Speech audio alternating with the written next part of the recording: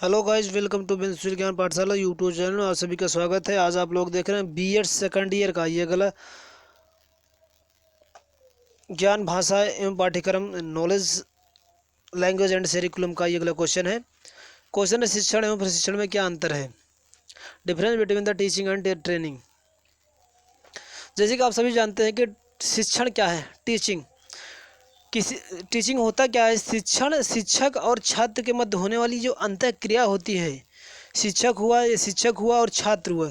शिक्षण शिक्षक और छात्र के अंतर्गत होने वाली अंतः क्रिया होती है, जिसका उद्देश्य होता है छात्र के व्यवहार में वांछित परिवर्तन करना होता है, जिसको हम शिक्षण कहते हैं। शिक्षण के अंतर्गत शिक्षक छात्र के मध्य में एक अंतः क्रिया होती है, जिनके कारण छात्र के व्यवहार में परिवर्तन लाना होता है, जिसको हम क्या कहते हैं, शिक्षण कहते हैं। प्रशिक्षण क्या है? What do you understand by the training? प्रशिक्षण क्या? प्रशिक्षण का मतलब ये होता है कि उस क्रिया से होता है, उस प्रक्रिया से होता है जिसके अंतर्गत क्रिया विशेष की कुशलता विकसित करने की दृष्टि से परीक्षार्थियों को उस क्रिया को पुनः करने के लिए कहा जाता है। उसमें बौद्धिक विकास की अपेक्षा शारीरिक दक्षता पर अधिक बल दिया जाता है। शिक्षण और प्रशिक्षण में अंतर। क्रमांक हो गया, अंतर का आधार हो गया, किस आधार पर है शिक्षण और प्रशिक्षण। पहला है अर्थ क्या। अर्थ के आधार पर हम देखते हैं शिक्षण और प्रशिक्षण में क्या अंतर है। अर्थ के आधार पर हम कहें कि शिक्षण एक छात्र के मध्य होने वाली अंतःक्रिया शिक्षण कहलाती है। और प्रशिक्षण में देखूं कि अर्थ के आधार पर तो यह पुनः पुनः अनावृत्ति द्वारा उस क्रिया विशेष में दक्षता प्रदान करने का प्रशिक्षण कहते हैं। किसी चीज़ को बार बार यानी किसी क्रिया को बार बार करा के उसमें दक्षता प्राप्त कराने की जो क्रिया होती है, प्रदान करने की क्रिया होती है, वो शिक्षण कहलाता है, प्रशिक्षण है। दूसरा है उद्देश्य के आधार पर।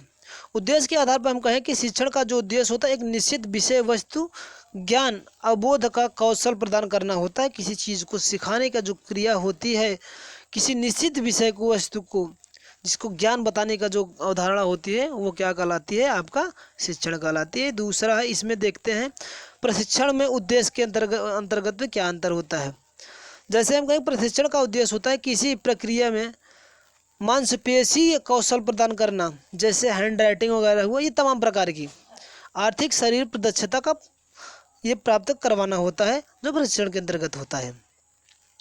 शिक्षण के अंतर्गत विकास क्या होता है? विकास कैसे प्रकार के शिक्षण होता है? शिक्षण के माध्यम से छात्र के सभी पक्षों, चाहे धनात्मक हो या ज्ञानात्मक हो या भावात्मक हो या क्रियात्मक हो, तमाम प्रकार की जितनी भी प्रकार की होती हैं पक्ष, उनका क्या होता है? विकास किया जाता है।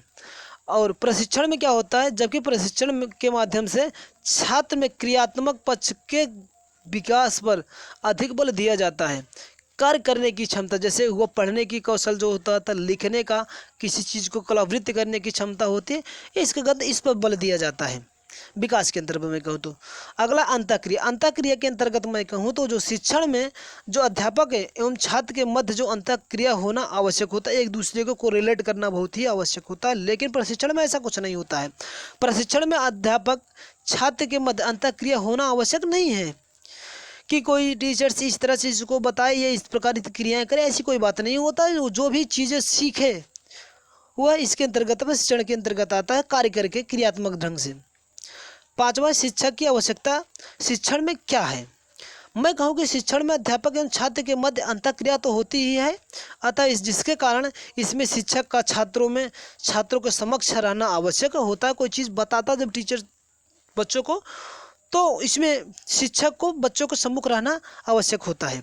लेकिन प्रशिक्षण में ऐसा कुछ नहीं है। प्रशिक्षण में शिक्षक का हर समय छात्रों के समक्ष होना आवश्यक नहीं होता है। कोई चीज़ अगर बता दिया जाता है टीचर के माध्यम से, तो वह बच्चा खुद ही उस कार्य को करता है, तो इसमें शिक्षकों की आवश्यकता नहीं होती है। बराबर। अगला छठवां, क्षेत्र। क्षेत्र में मैं कहूँ कि शिक्षण के क्षेत्र में शिक्षण का जो क्षेत्र होता है अपेक्षाकृत व्यापक बहुत विशाल होता है। इसमें क्या हुआ, अनुदेशन के साथ साथ प्रशिक्षण भी होता है, अनुबंधन आदि क्रियाओं को भी सम्मिलित कर लिया जाता है। लेकिन प्रशिक्षण में ऐसी कुछ क्रियाएं भी नहीं होती। प्रशिक्षण का क्षेत्र शिक्षण की को अपेक्षित संकुचित इनसे छोटा होता है। यह शिक्षण का एक ही रूप कह लो, एक ही रूप ही होता है। सातवां संबंध, ये कैसे संबंध में कैसे अंतर है बताते हैं।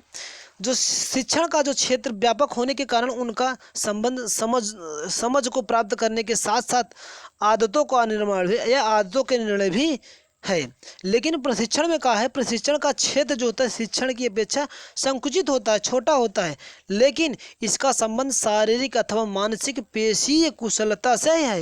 यानी माइंड का जो होता है और जो मांसपेशी या जैसे हुआ कि पैर को उठाना या जो मस्तिष्क के अंडर में कार्य करने का जो कार्य करते हैं जो अंग, वो उस पे क्या होता है, कुशलता से होती है।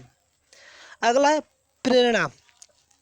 प्रेरणा के आधार पर कैसे हम कौशल और प्रशिक्षण और शिक्षण में अंतर कैसे बताते हैं। होता क्या है, शिक्षण को प्रेरणा के माध्यम से श्रेष्ठ बना जा सकता है। किसी चीज़ को यानी शिक्षण ग्रहण करके, शिक्षित ग्रहण करके इनके माध्यम से और प्रेरणा के माध्यम से कोई चीज़ को एब्जॉर्ब कर करके उसके श्रेष्ठ, उसका होता है हमको महान बना जाता है, श्रेष्ठ बना जाता है। लेकिन प्रशिक्षण के को प्रेरणा के माध्यम से श्रेष्ठ नहीं बनाया जा सकता, क्योंकि प्रशिक्षण में किसी चीज़ को करने की जरूरत होता है, वो मांसपेशी अंगों के द्वारा करने की जो क्रिया होती है वो प्रशिक्षण करता है। इसलिए प्रशिक्षण में ये सर्वश्रेष्ठ नहीं माना जाता। Thank you watching.